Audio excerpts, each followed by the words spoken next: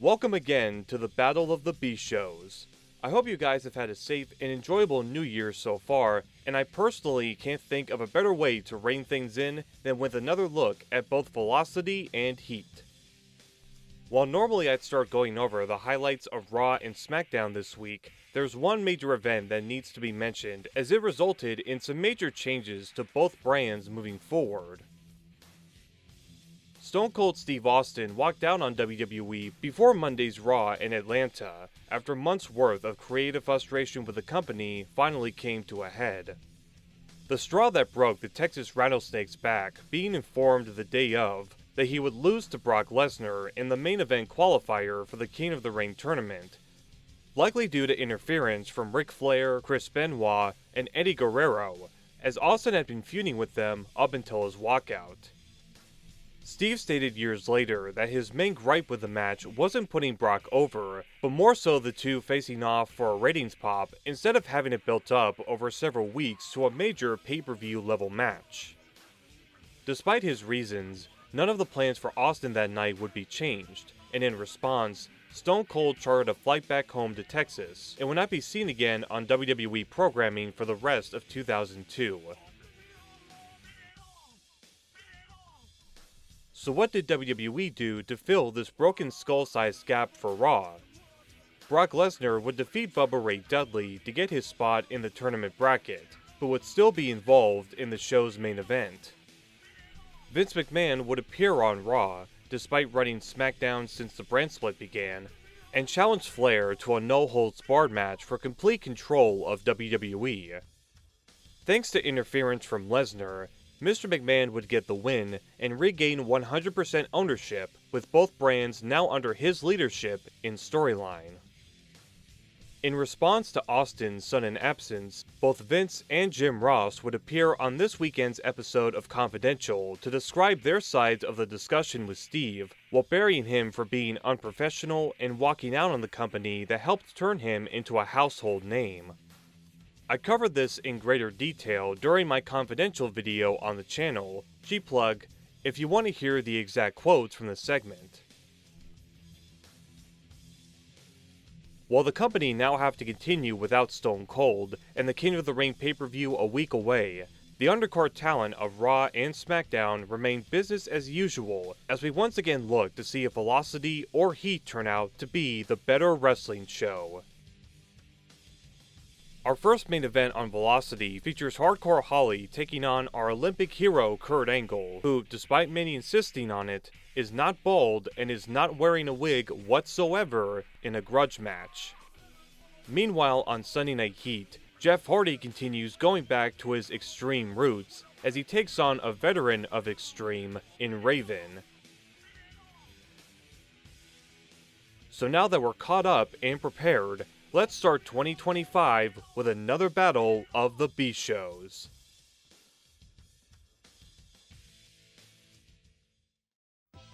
With Al Snow having the week off, Velocity this week features Michael Cole and Taz calling the action for the second show in 48 hours, as the action gets underway with Billy and Chuck defending the WWE Tag Team Championship against future rivals and world champions Mark Henry and Randy Orton. Cole and Taz mentioned Billy having the shiner on his face from Triple H's sledgehammer attack on SmackDown, while Chuck quickly gets pushed out of the ring after some tie-ups with Henry. Palumbo's attempt at retaliation gets cut off by the World's Strongest Man, but is able to dodge a body splash in the corner and start throwing some rights, getting halted quickly after Mark nails a rebound forearm smash. Billy has to quickly console his partner after being tagged in, as does the OVW graduate, with Orton's speed helping him keep up with Gunn and dropkick Chuck before getting cut off with a DDT.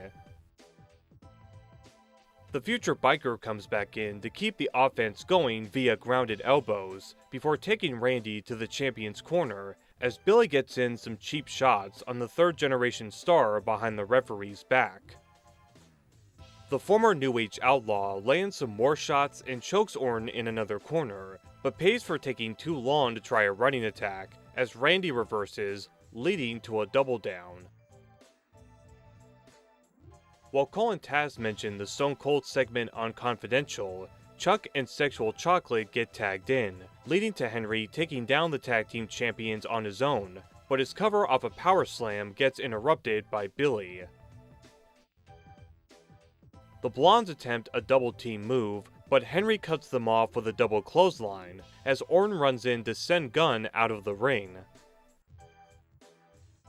Mark looks to slam down Chuck and win the tag titles when Rico gets on the apron to distract him, giving Palumbo enough time to recover and hit the super kick before he pulls the referee away so Billy can hit the Famouser on Henry and help his partner get the 3 count and retain the tag team championships in our opening bout on Velocity.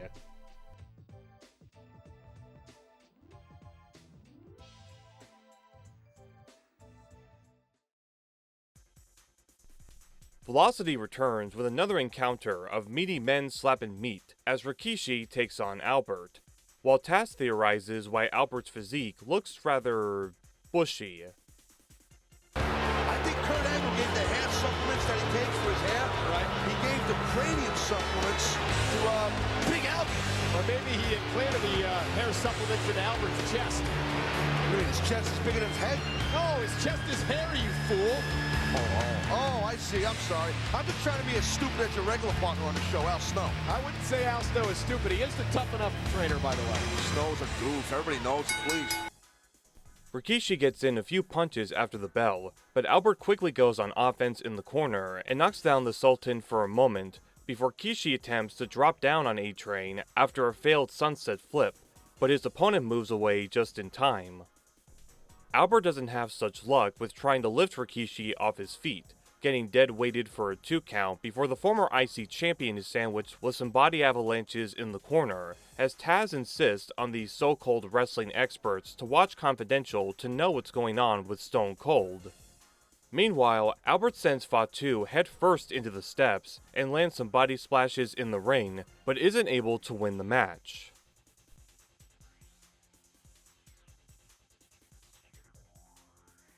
Rikishi looks to have gotten his second win after nailing the Samoan drop, but Albert dodges a corner attack and hits the bicycle kick for another near fall. The former Prince then attempts a top rope dive, but gets cut off the ropes by his opponent, with Rikishi finally getting in his running hip attack and standing sidekick before dragging Albert to the corner and nail the bonsai drop to get the win, heading back up to the stage and celebrate his win with another dance.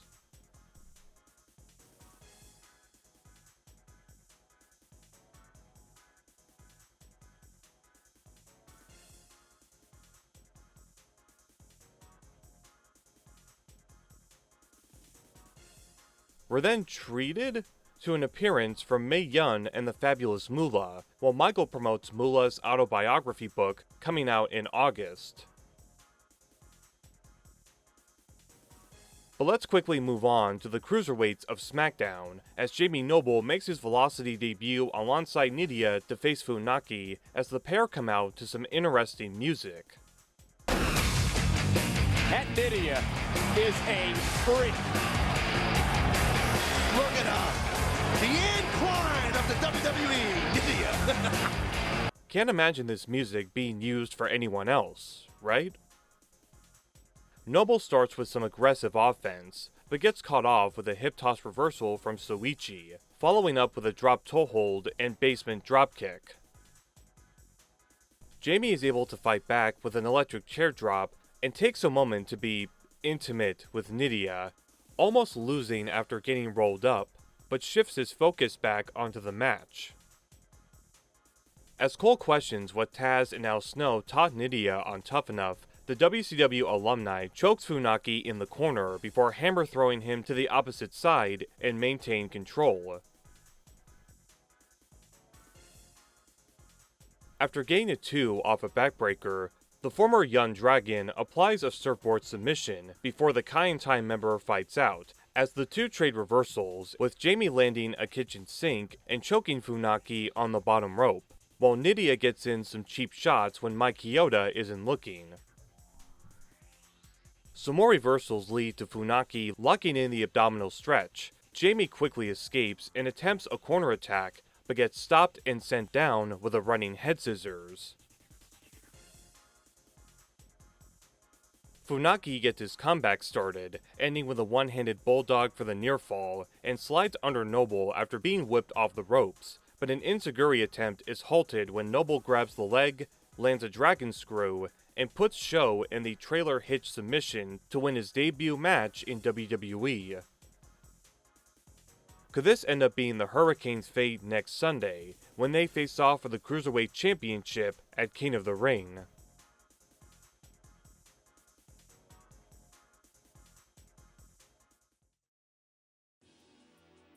We're shown footage of Angle and Holly's SmackDown match from June 29, 2000, when Kurt's moonsault broke Bob's arm and kept him out of action for several months.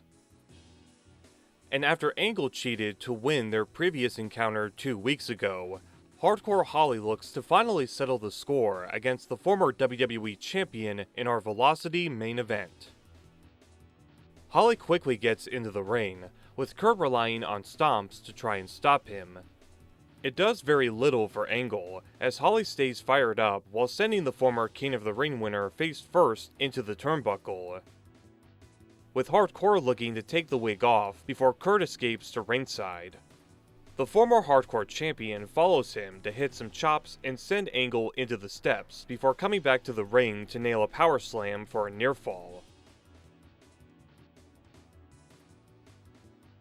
The Olympic gold medalist is able to slam Holly down with a belly-to-belly suplex, keeping Sparky plug grounded before nailing a regular suplex for a 2 count and a few more belly-to-bellies. Hardcore reverses another attempt to hit the DDT with both men down for a few moments before he starts throwing some rights and a back body drop, while Holly gets his comeback in with some clotheslines and a rebound dropkick, but can't put the, allegedly, bolt man down for 3. Holly uses the top rope to kick Kurt in his Olympic jewels, and follows up with a powerbomb, but both men trade reversals, with Angle countering into a German suplex, and then Holly countering into a close roll-up. Kurt is then able to grab Bob and get him into the ankle lock, wanting to make Holly tap, but Hardcore rolls out to hit his own belly-to-belly for a very close kick-out from Angle. Despite the damage done to Holly's leg, he's still able to lift Kurt up for an Alabama slam. But Angle grabs the top rope and then rolls his opponent up while using the middle rope for an assist to get the win, just like he did 2 weeks ago on SmackDown.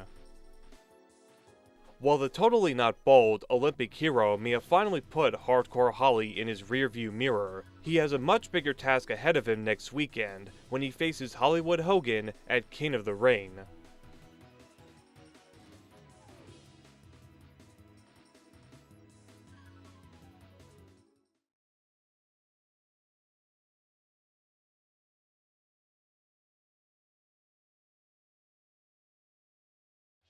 As we jump 24 hours later onto MTV, Sunday Night Heat starts with a bizarre one Goldust against Steven Richards, as we see Big Stevie Cool wearing a shirt saying, "I miss you, sweet thing," with Jazz's picture between the text.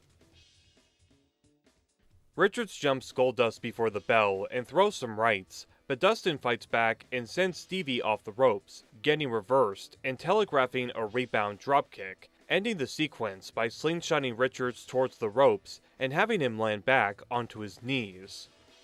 A thump attack leads to the first near fall on this week's Heat, but the former RTC leader is able to stop Goldust from hitting him with a bulldog out of the corner to sway momentum back in his favor. Goldust tries, but fails, to stop Steven from nailing a snap suplex and putting the former American Nightmare into the camel clutch. Richards gets too focused on mocking his opponent, allowing Rhodes to escape the hold as the two trade blows, with Goldust connecting his inverted atomic drop, lariat, and power slam for another close count.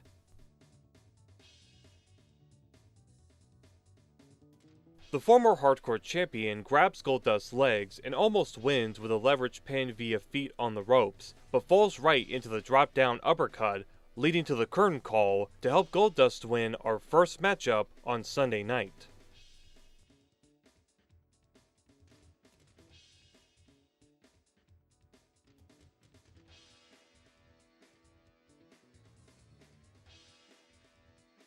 Are you ready for another trip around Planet Stasiak?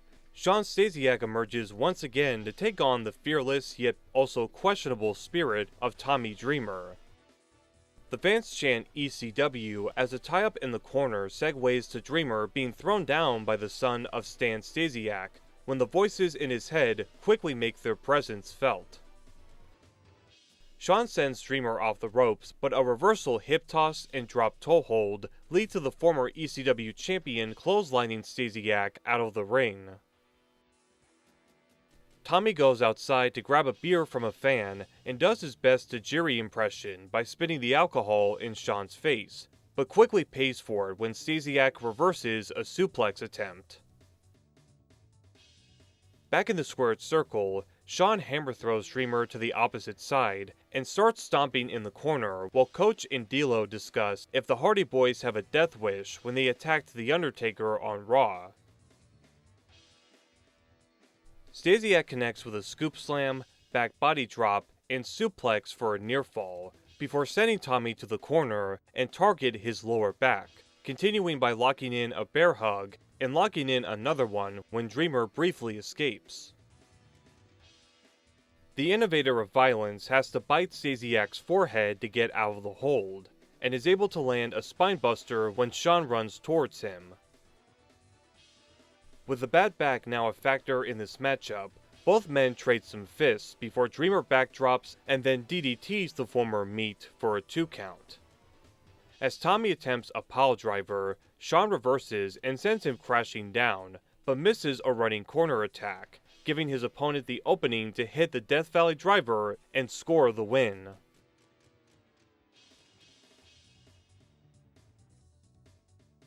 Dreamer celebrates by trying to bite Coach's hand out of a handshake before he heads to the back, as Planet Stasiak will once again be searching for a victory on Heat.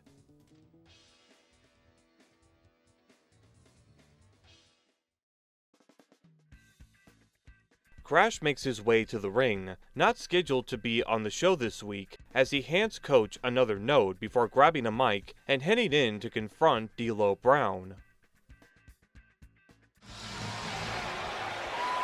Are you kidding me? Dude, look at you! Is he kidding me? Come on, D'Lo Brown, just look at you! What? You know, He's got to be it's kidding. no secret you've been trying to hold me back for the last 15 years! 15? I hadn't even known him for 15 years! Now you're sitting there commentating, hiding. I'll tell you what, why don't you get up here and get in the ring, and I'll give you more than what you got right now. Oh, yeah!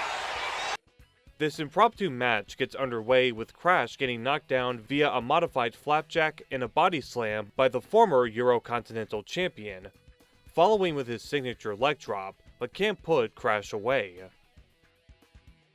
Going to the corner, D'Lo gets hit with Crash's boot, as the Holly Cousin gets a lot of height off a one-handed bulldog, before mocking the former Nation member as he goes to the high rent district, but gets caught right into the sudden impact to hand D'Lo Brown the win, defeating the man who claimed that D'Lo held him back for 15 years, in slightly over a minute-long action.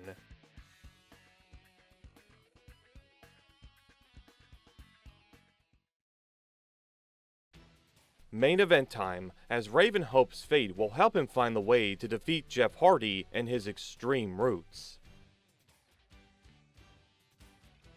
We're shown the replay of last week's main event on Heat when Jeff attacked Big Show with the chair and a Swanton Bomb, as Raven starts this match with a hip toss and scoop slam, but the future world champion outpaces Raven with his own hip toss and scoop slam before attempting a Swanton and getting caught off as the resident of the Bowery attempts a superplex only to get shoved off, but is still able to avoid getting hit by Jeff's finisher. Raven chooses not to go for the cover, instead dragging Jeff to the corner to hit the diving knee drop bulldog for a 2, as he continues to attack in another corner of the ring to set up a running clothesline and bulldog but can't put the Team Extreme member down for 3. Jeff starts his comeback with a leaping forearm, jawbreaker, and midsection leg drop, but the former WCW star kicks out. Hardy then lands a running forearm, but Raven dodges the second attempt, leading to Jeff crashing and burning to ringside. When he gets back into the ring, Raven takes advantage to nail a clothesline off the ropes and a knee lift that sends Brother Nero back outside. Just like with Big Show last week, Raven keeps Jeff from getting back into the ring, with the Hardy Boy grabbing a camera cord from ringside and using it to choke out Raven.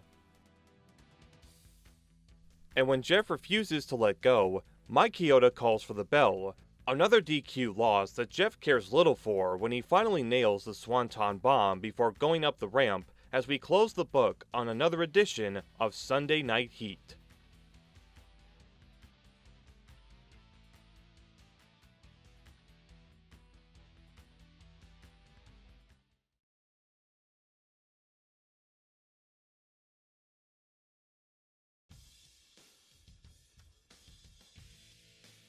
With the action wrapped up, which show do I feel starts the new year with another victory?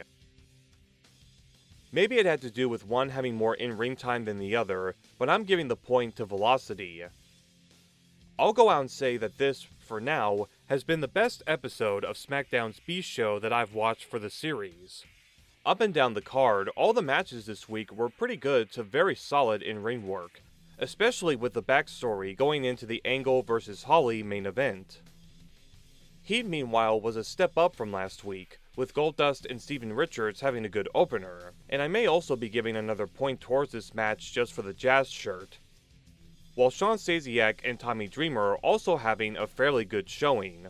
What helped this match was the voices in his head gimmick not being treated as the focal point, like it has been over the entire series thus far, simply allowing him and Tommy to go out there and have a match, but I still would have liked to seen Shawn getting the win. My gripes for this week start with the impromptu D'Lo vs. Crash match.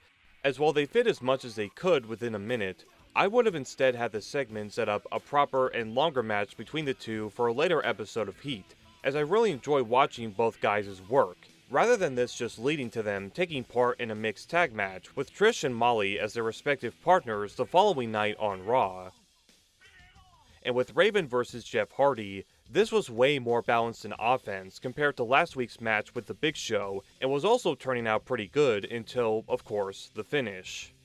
I once again ask why they couldn't have just given Jeff the win to help build him up against Undertaker, while also doing the camera cord spot after the bell to put over the whole Extreme Roots shtick as of late. The loss wouldn't have hurt Raven since he isn't in a prominent storyline on Raw or Heat right now, and Jeff winning would have helped a bit more in his ongoing story. But hey, what do I know? What do you guys think about both B shows this episode? Was Velocity as good as I felt it was, or did Heat's lineup turn out better compared to the opposition? Let me know your thoughts in the comments, and get ready for the first pay-per-view pre-show edition of the Battle of the B shows, as Heat next week takes place right before the King of the Ring event. While Velocity will be covered the same, the recap for Heat will be handled differently, since its format, at least for those watching on MTV, is focused more on getting last-minute pay-per-view buys rather than showcasing Raw's undercard. I'll go into more detail when we get to the next episode, but for now, thank you all for watching the first Battle of the B shows in 2025, and for wanting to see this series continue.